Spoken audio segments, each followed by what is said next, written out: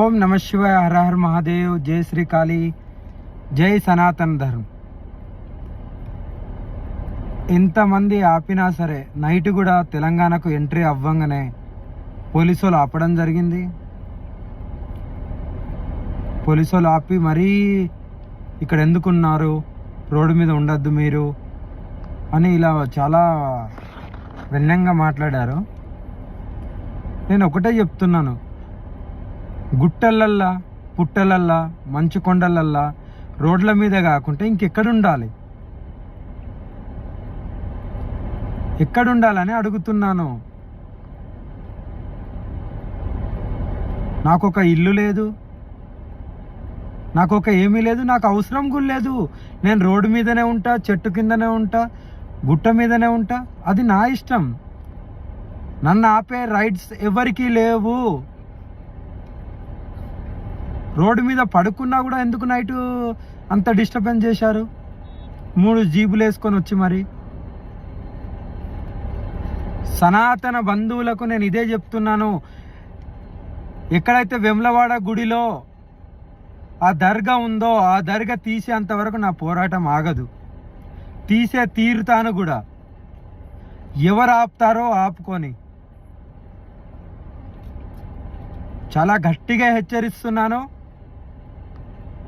ఒక్కొక్క ముస్లింలకు కూడా చెప్తున్నాను, క్రిస్టియన్లకు కూడా చెప్తున్నాను, చాలా పరిణామాలు ఎదుర్కోవాల్సి వస్తుంది. తస్మా జాగ్రత్త. ముస్లింలకు ప్రత్యేకంగా చెప్తున్నాను, ఒకవేళ మీరు గోహత్యను ఆపకపోతే నేను మీ మసీదుల దగ్గర పంది మాంసం అమ్ముడు స్టార్ట్ చేపిస్తా.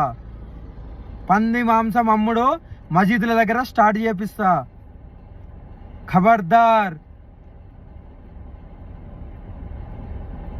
అటాకులు చేయడానికి మీకేమి రైట్స్ ఉన్నాయి?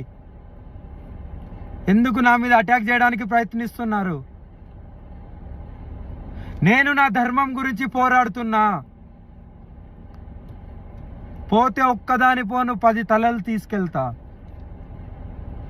ఒక్కొక్క మసీద్ దగ్గర పంది మాంసం కూడా అమ్ముడు స్టార్ట్ చేపిస్తా, అక్కడ షాప్ పెట్టించి.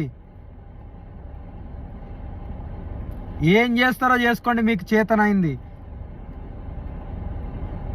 నా తల మీద ఉన్న ఈ సికను కూడా, ఈ ఎంటికలను కూడా ఇలా కూడా కదిలియలేరు. మీకు అంత దమ్ము కూడా లేదు. ఏం చేద్దాం అనుకుంటున్నారు ఇండియాని? ఈ భారతదేశాన్ని ఏం చేద్దాం అనుకుంటున్నారని అడుగుతున్నా. ఆడపిల్లల మీద దాడులు,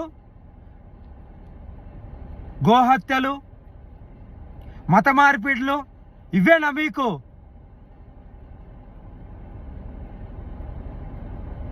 ఒక్కొక్క ముస్లింని, ఒక్కొక్క క్రిస్టియన్ని వదిలేసేదే లేదు. ఇంకా సనాతన బంధువులారా, 85% ఉన్న మన భారతదేశంలో మనము ఒక్క అడుగు వేస్తే వీళ్ళందరూ ఎవ్వరూ ఉండరు. గుర్తుపెట్టుకోండి. ఒక్క అడుగు వేసి మనము మన ధర్మం గురించి, మన ఆడపిల్లల గురించి, మన గోమాత గురించి ఒక్క అడుగు ముందుకేస్తే వీళ్ళెవ్వరు ఇక్కడ ఈ భారతదేశం నుండి పంపించచ్చు. మన సనాతన భూమిని మనమే కాపాడుకోవచ్చు, మన సాంప్రదాయాలను మనమే కాపాడుకోవచ్చు. ఇన్ని అరాచకాలు జరుగుతున్నా కూడా ప్రభుత్వాలు స్పందించాయి, ఎవరూ స్పందించరు. ఎందుకంటే వాళ్ళకి కావాల్సింది ఓటు బ్యాంకింగ్ మాత్రమే. ఆ దర్గా గురించి ప్రభుత్వం ఎందుకు స్పందిస్తలేదు? ప్రభుత్వం బాధ్యత కదా. గుడి లోపల దర్గా ఉండాల్సిన అవసరం ఏముంది?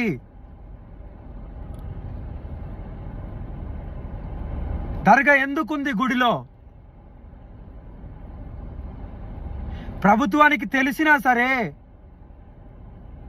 ఈ రాజకీయ కోణాల గురించి ఎందుకు వెనక్కేసుకొని వస్తున్నారు?